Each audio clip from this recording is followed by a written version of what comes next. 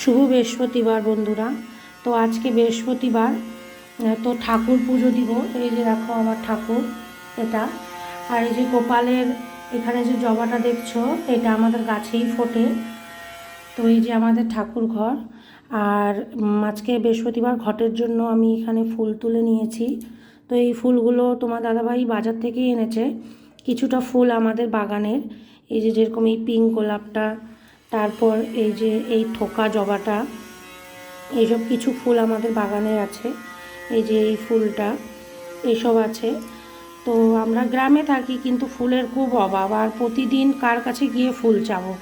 তাই আজকে বৃহস্পতিবার তোমার দাদা ফুল কিনে নিয়ে আসলো বাজার থেকে, ফুল মিষ্টি। আর আমি এখানে বেলপাতা, দুব্বা, পান এগুলো সব রেডি করে নিয়েছি। এখন আমি পুজো করব। দেখো বন্ধুরা, আমার ঘট বসানো হয়ে গেছে।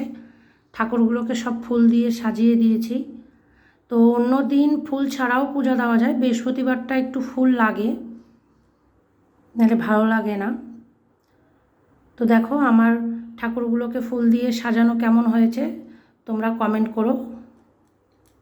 টাটা।